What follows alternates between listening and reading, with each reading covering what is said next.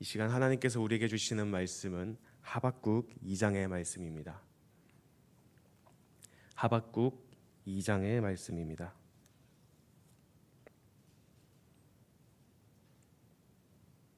함께 교독하도록 하겠습니다. 내가 내 파수하는 곳에 서며 성루에 서리라. 그가 내게 무엇이라 말씀하실는지 기다리고 바라보며 나의 질문에 대하여 어떻게 대답하실는지 보리라 하였더니,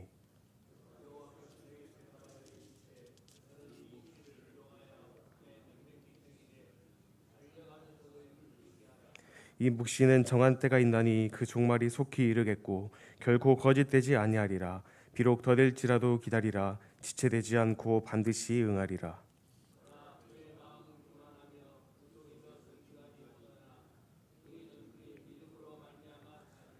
그는 술을 즐기며 거짓되고 교만하여 가만히 있지 아니하고 수월처럼 자기의 욕심을 넓히며, 또 그는 사망 같아서 족한 줄을 모르고 자기에게로 여러 나라를 모으며 여러 백성을 모으나니,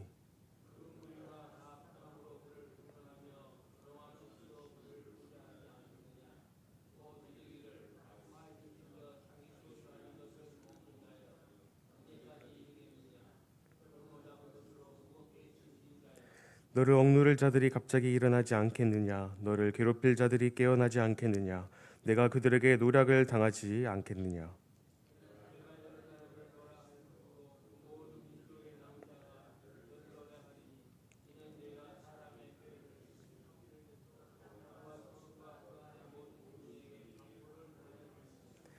재앙을 피하기 위하여 높은 데 깃들이려 하며 자기 집을 위하여 부당한 이익을 취하는 자에게 화 있을진저.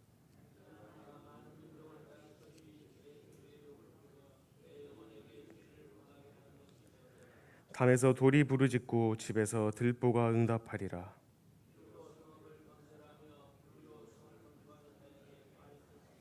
민족들이 불탈 것으로 수고하는 것과 나라들이 헛된 일로 피곤하게 되는 것이 만군의 여호와께로 말미암음이 아니냐.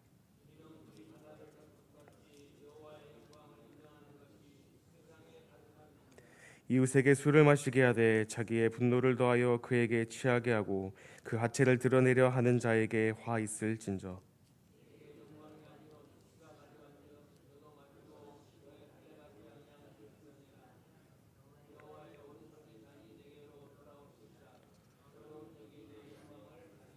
이는 내가 레바논의 강포를 행한 것과 짐승을 죽인 것 곧 사람의 피를 흘리며 땅과 성읍과 그 안의 모든 주민에게 강포를 행한 것이 내게로 돌아오리라.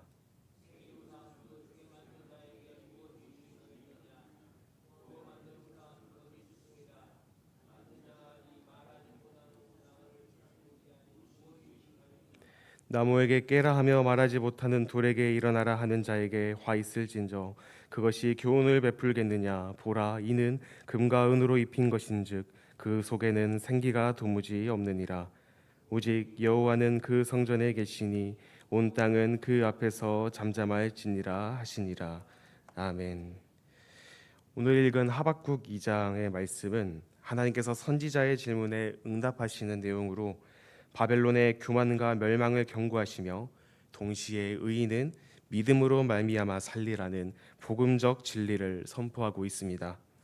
1절에서 5절 말씀은 파수꾼의 자세로 기다리는 하박국의 모습을 보여주며, 그리고 하나님께서는 정한 때에 반드시 응답할 것이고 의인은 믿음으로 살리라라는 내용이 담겨 있고, 6절에서 19절까지는 바벨론을 향한 5가지 화를 선포합니다. 그들의 탐욕, 부정한 이익, 폭력, 우상 숭배 등 그들의 죄악이 드러나게 됩니다. 그리고 마지막 20절에는 여호와는 그의 성전에 계시며 온 땅은 그 앞에서 잠잠하라라는 내용으로 이 하박국 2장이 이루어져 있습니다. 먼저 1절 말씀을 살펴보면 하박국 선지자가 성루에 올라가겠다고 말합니다. 그 이유는 하나님께서 내게 무엇이라 말씀하실는지 기다리고 바라보며 나의 질문에 대하여 어떻게 대답하실지 보기 위함입니다. 하나님의 뜻을 듣기 위해 스스로 파수꾼에 비유합니다. 이 파수꾼이라는 것은 성루에 올라가 위험을 살피고 적의 동태를 주시하는 사람입니다. 즉 계속 깨어서 기다리는 사람을 뜻합니다. 선지자는 하나님 뜻이 어떻게 응답될지 묵묵히 기다리겠다고 하는 것입니다. 이 하박국의 질문은 1장에서 시작되었습니다. 왜 악인이 번성하고 의인은 이렇게 고통받고 있는가라는 질문이었습니다. 그는 성내에 올라가 경계병처럼 파수꾼처럼 하나님의 말씀을 듣기 위해 준비하고 있는 것입니다. 2절 말씀에 하나님께서 이렇게 말씀하십니다. 이 묵시를 기록하여 판에 명백히 새기되 달려가면서도 읽을 수 있게 하라. 하나님은 하박국의 기다리심에 응답하시는데 여기서 중요한 메시지를 주십니다. 이 묵시를 개인적인 깨달음에서 끝나는 것이 아니라 명백히 새기고 모두에게 읽힐 수 있도록 하라고 말씀하신 것입니다. 하나님의 뜻이 감추어진 비밀이 아니라 모든 사람들이 알아야 할 진리이자 생명의 메시지임을 보여주는 대목입니다. 3절 말씀을 보면 이 묵시는 정한 때가 있나니 그 종말이 속히 이르겠고 결코 거짓되지 아니하리라. 비록 더딜지라도 기다리라. 지체되지 않고 반드시 응하리라고 말씀하십니다. 이것은 1장에서 질문했던 하박국의 그 질문에 대답하시는 하나님의 응답입니다. 묵시는 하나님의 때에 이루어집니다. 하나님의 계획은 지연되는 듯 보이나 결코 무효화되지 않습니다. 여기서 비록 더딜지라도라는 표현은 인간의 눈에 늦게 보일 수 있음을 말하지만 하나님의 시각에서는 오차가 없음을 보여줍니다. 종말론적 성취가 확실하다는 하나님의 보증의 말씀인 것입니다. 따라서 하나님의 백성은 조급해하지 말고 기다려야 합니다. 사람의 눈에 더디게 보일지라도 하나님의 때에 하나님께서 온전히 이루실 것이라는 그 믿음으로 살아가라는 것이 여기서 주는 하나님의 말씀인 것입니다. 4절 말씀에 보라 그의 마음은 교만하며 그의 속에서 정직하지 못하나 의인은 그의 믿음으로 말미암아 살리라라고 말합니다. 여기서 대조되는 인물이 있습니다. 교만한 사람, 즉 바벨론을 의미합니다. 마음이 높아 하나님을 의지하지 않고 속은 정직하지 못합니다. 자기 힘과 업적을 의지하는 자의 모습인 것입니다. 여기서 의인도 이렇게 대조가 됩니다. 그의 믿음으로 말미암아 살리라는 말씀은 신약 성경에서도 반복적으로 인용되던 말씀이었습니다. 이 구절을 구원의 복음으로 확장시켜 의롭다 하심은 믿음으로 주어진다고 신약 성경에서도 증거하고 있습니다. 하박국 당시 문맥에서는 교만한 바벨론의 멸망과 대비되는 하나님의 백성의 생존 원리를 보여줍니다. 멸망의 때에도 의인은 믿음으로 하나님께 붙들려 살아남게 된다는 약속입니다. 5절에서는 바벨론의 탐욕을 보여줍니다. 술을 즐기고 거짓되고 교만하고 욕심이 수울과 같이 끝이 없다고 이야기합니다.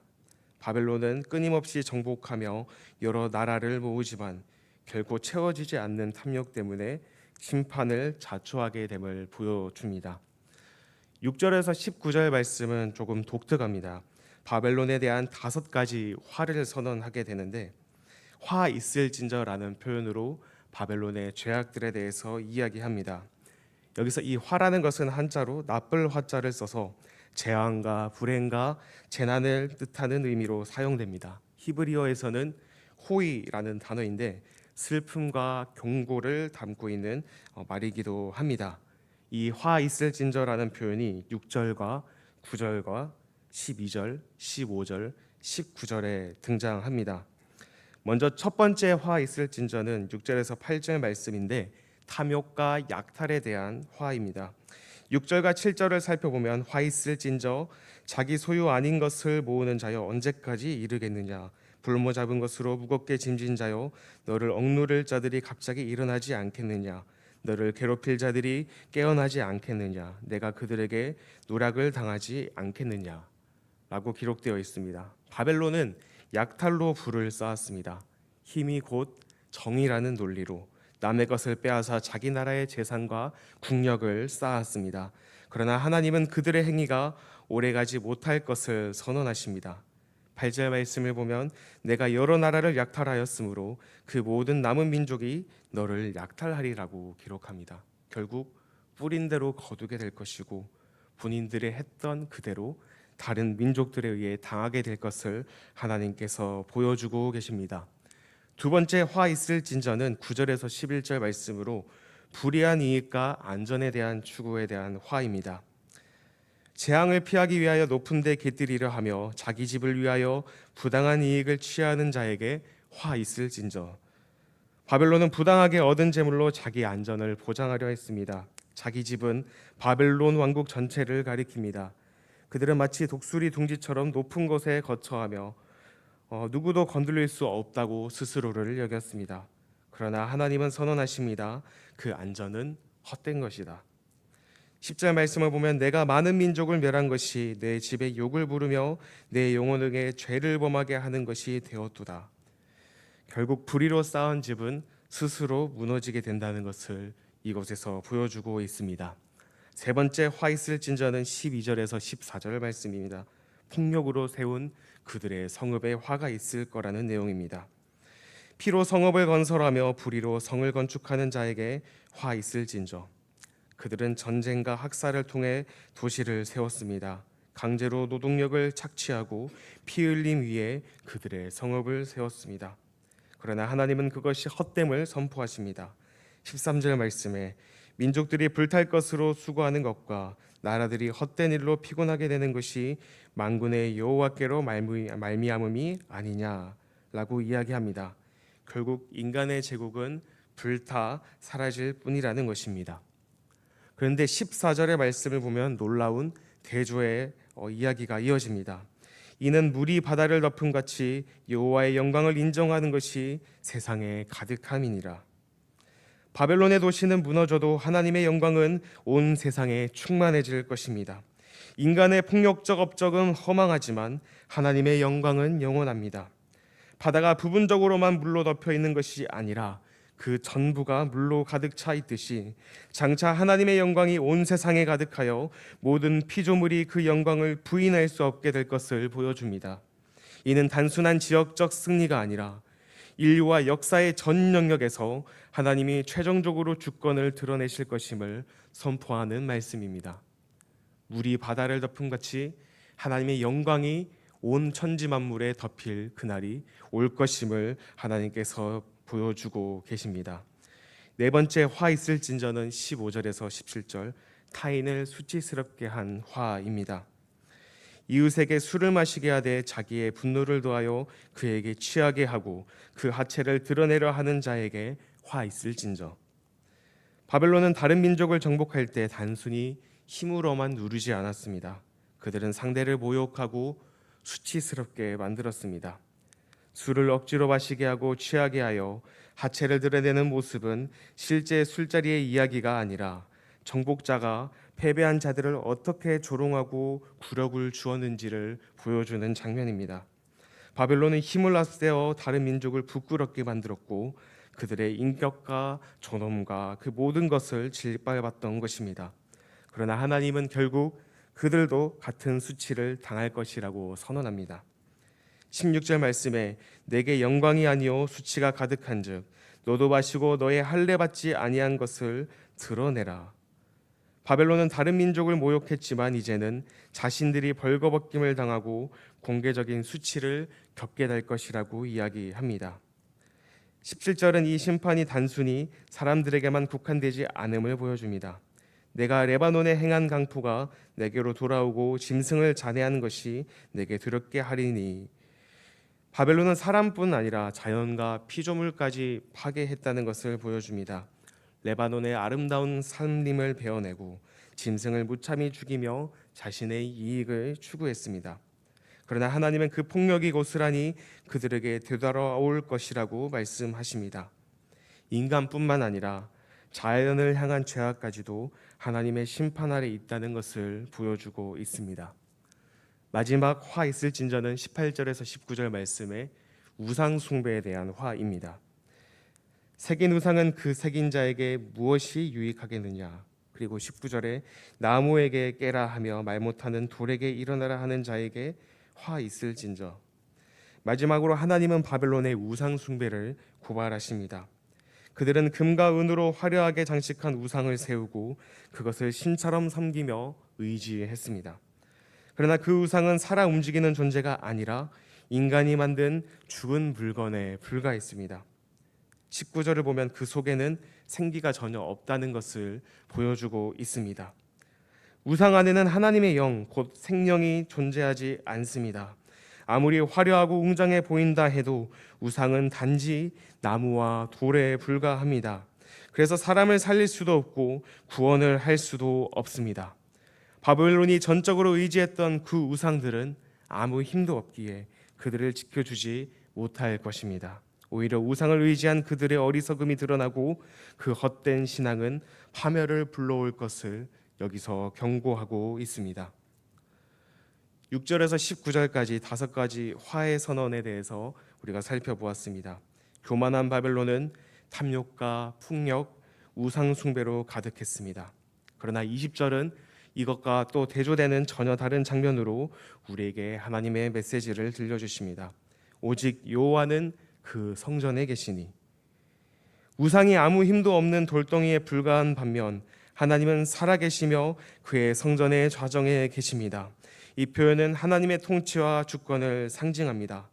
이 성전이란 것은 단순히 건물이 아니라 온 세상을 다스리시는 하나님의 임재를 드러내는 자리입니다. 바벨론의 신전에는 생기 없는 우상이 있지만 하나님의 성전에는 살아계신 주권자가 계시다는 것입니다. 이것을 단순히 오늘날의 교회로만 국한지어서는 안 되겠습니다. 우리가 살아있는 모든 삶 가운데 하나님께서 지으신 모든 피조 만물과 이 세상 가운데 하나님께서 거하신다는 의미입니다. 그리고 온 땅은 그 앞에서 잠잠할지니라 라고 20절을 마무리합니다. 이 명령은 경외의 침묵을 말합니다. 인간의 말과 소란이 멈추고 하나님 앞에서 겸손히 서야 한다는 뜻입니다. 앞에서는 바벨론의 교만과 탐욕이 요란하게 묘사되었지만 결론은 오직 하나님 앞에서 경외하는 것입니다. 모든 민족이 경외하고 잠잠해야 할 이유는 하나님이 참된 주권자이심을 드러내기 때문입니다. 세상이 아무리 악해 보이고 악인은 형통한데 왜 의인은 고통받고 있는가라는 질문 가운데 하나님께서 분명히 말씀하셨습니다. 비록 너희들이 보기에 더딜지라도 나의 때와 나의 시기에 그것을 반드시 이루리라 말씀하셨습니다. 때로는 우리의 삶 가운데 불안함이 있습니다. 회의감이 있습니다. 하나님은 살아계시는 것일까? 하나님은 나의 기도를 듣고 계신 것일까? 하나님은 지금 우리의 모든 것들을 방치하고 계신 것은 아닐까? 이런 삶의 질문들이 우리 삶 가운데 찾아올 수 있습니다. 하지만 오늘 하박국 말씀을 통해 분명하게 우리에게 말씀하셨습니다. 반드시 이룰 것이라. 물이 바다 덮음 같이 여호와의 영광이 모든 만물에 충만할 것이다 라고 말씀하십니다. 오직 여호와는 그 성전에 계실 것이라고 말씀하십니다. 교회만 있는 것이 아니라 우리가 살아가고 있는 모든 삶의 영역, 하나님께서 지으신 모든 피조 세계 가운데 하나님께서 거하고 계신다는 것입니다. 그 하나님을 발견하고 그 하나님 앞에 경외하며 살아가야 되는 것이 오늘을 살아가야 할 우리의 모습이라는 것입니다. 의인은 믿음으로 말미암아 살 것입니다. 현실은 혼란하고 악이 승리하는 듯 보여도 믿음은 하나님께 붙들려 사는 길입니다. 세상의 교만은 무너지고 하나님의 영광은 충만합니다.